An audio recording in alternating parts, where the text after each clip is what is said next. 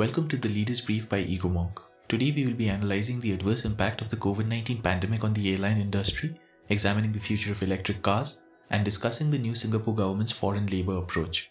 First and foremost, let me to tell you that the safest way to travel social distancing in premium cabin is in Qatar Airways. As far as the economic class is concerned, social distancing will really not be possible in an aeroplane.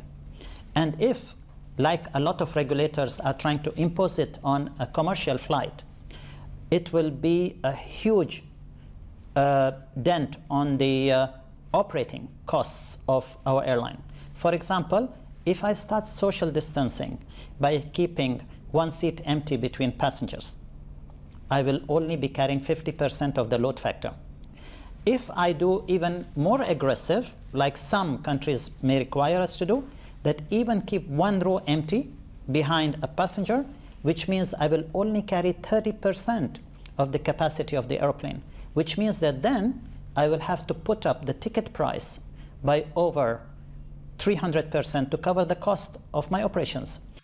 That was Chief Executive Officer of Qatar Airways, Akbar Al Bakr, speaking in an interview with Al Jazeera's Dorsa Jabari. Of all the industries hit due to the coronavirus pandemic, the devastation in global airlines stands out. The International Air Transport Association estimates losses to the tune of $84.3 billion, with estimated revenue generation decreasing to half of the previous year's $838 billion. US-based United Airlines is planning to lay off 36,000 employees, amounting to 45% of its staff in October, to adjust to the COVID-induced drop in travel demand.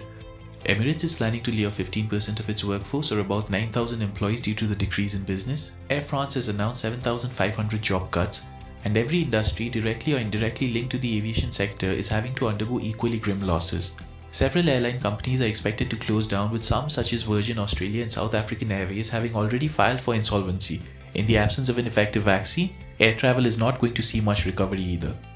Government packages directed towards protecting jobs in the aviation industry will fall short, as most airlines will be forced to keep the majority of their fleet grounded.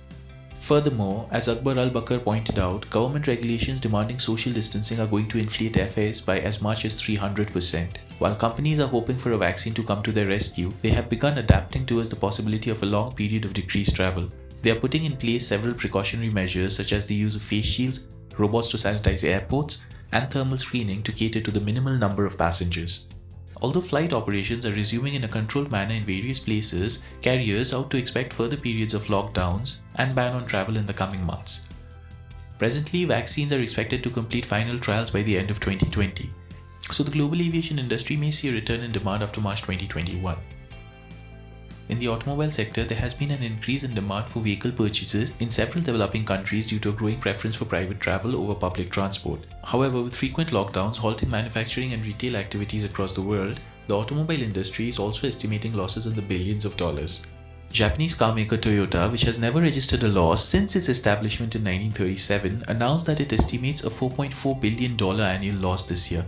Some European auto companies saw more modest losses. I am fairly confident because despite the COVID outbreak, we have very good intakes for our electric vehicles and our plug-in hybrids, which I expect to last well into the middle of the year.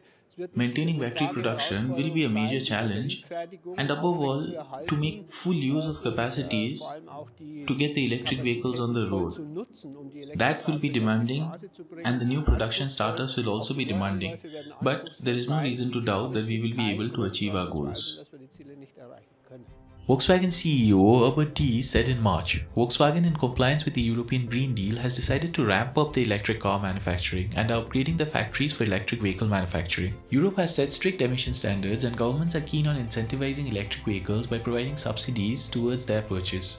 New policies by governments will ensure a better market for electric vehicles, with China leading the race. While European and US manufacturing will see a slow recovery, it can expect a boost in sales by the end of 2022. Italy, among the worst hit nations due to COVID-19, followed Germany and France in unveiling a $1.7 billion package to revive its auto industry, focusing on incentives towards buying hybrid and electric vehicles. France's $8.8 billion plan for its auto industry also focuses on subsidies for electric vehicle buyers and long-term investment in innovative technologies. While the coronavirus pandemic has proven devastating for most electric vehicle startups, the automobile giants are likely to focus on electric cars to make up for the losses incurred. This would in turn boost the battery manufacturers and rare earth mineral miners, particularly in China and Africa.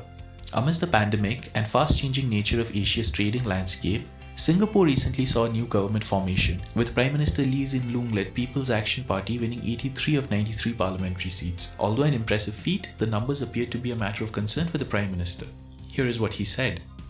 On the outcome of the election, the popular vote is 61.2%. We won 83 seats out of 93, and we have a clear mandate. But the percentage of the popular vote is not as high as I had hoped for. And we lost 1 GRC. Nevertheless, the result reflects broad-based support for the PAP. I will use this mandate responsibly to deal with COVID-19 and the economic downturn and to take us safely through the crisis and beyond. While the Workers' Party increased their seat share from 6 to 10, their best performance since Singapore became independent in 1965, the ruling PAP saw its vote share drop to 61% from the previous 83%. In 2011, a similar outcome had pushed Singapore to work towards limiting foreign workers and creating employment opportunities for locals. This year too, local employment has been an important issue raised by the opposition, and the Singapore government is likely to work towards a more protectionist employment guarantee approach, as indicated by Loong's speech. There is also growing resentment against a lack of government policies to safeguard the more economically marginalized communities. With companies based in Hong Kong looking for alternatives to switch base after China implemented new security measures decreasing Hong Kong's autonomy, Singapore is likely to see a sharp rise in foreign direct investment. How the government formulates its future policies will determine whether the country makes the most out of this situation. Thank you for listening. Tune into Egomong to stay updated on the latest happenings and the impact on global trade, technology and innovation. Egomong helps you make sense of change. We are a global intelligence platform delivering asymmetric outcomes by bringing organizations closer to the communities they want to serve and the leaders they wish to influence. Visit our website insights.egomong.com, that is insights.egomonk.com, to subscribe and make better and faster decisions today. If you wish to collaborate with us, then please email us at contact@egomong.com.